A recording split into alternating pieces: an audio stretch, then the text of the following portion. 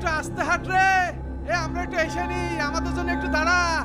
ও তোমরা শালা বড় হারামি, তোমাদের জন্য আজকে এই গ্রামটা ছেড়ে চলে যাওয়া লাগছে। ঠ্যাঙে যদি জোর থাকে আমাকে পাশ ধরো।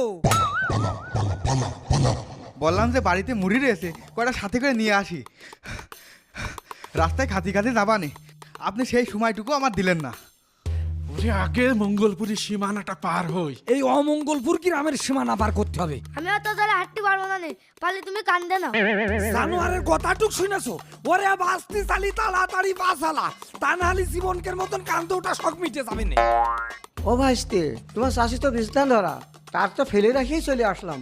শেষ বয়সে তার কাছে অপরাধী হয়ে গেলাম না? চাচা, ও সারা জীবন মেয়ে লোকের জন্য কইরেও কোনো নাম হয় না। তোমার যদি বাঁচতে ইচ্ছা হয় তাহলে তাড়াতাড়ি আমাকে সাথে চলো। তোমার শাশি যাহাই হোক, আগে তো নিজে বাসি। দাদা দাদি যে তোমার কি জানি বুড়ো আর আমি কইতো আজকে আমি বুঝতে পারিস।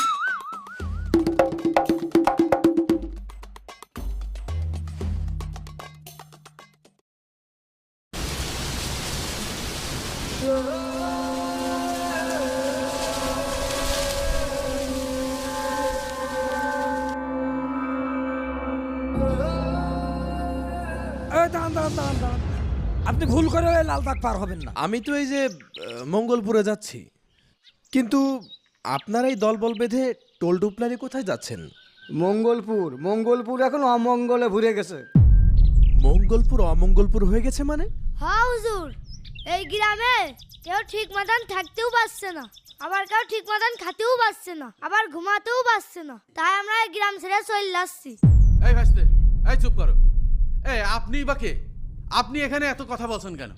আপনি পথ ছাড়েন, আমাদের জাতি দেন। আর আপনি যদি বাঁচতে চান তাহলে আমাদের সাথে আসেন। আরে আরে দাঁড়ান, আমি তো আপনাদের মঙ্গলপুরেই যাচ্ছি। কি? আপনি মঙ্গলপুর যাচ্ছেন মানে? আপনার কি জীবনের কোনো মায়া নেই?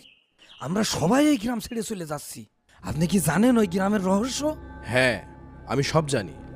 আর আমি এটাও জানি কেন আপনারা গ্রাম ছেড়ে পালাচ্ছেন।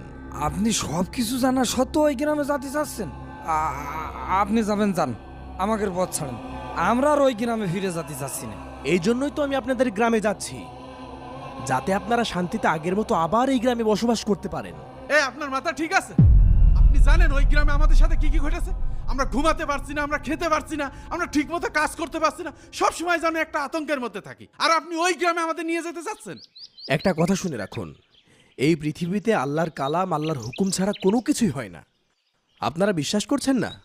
এই তো নদীর ওপারের 2 গ্রাম পরে দুর্গানারায়ণপুর গ্রাম, সেখানে তো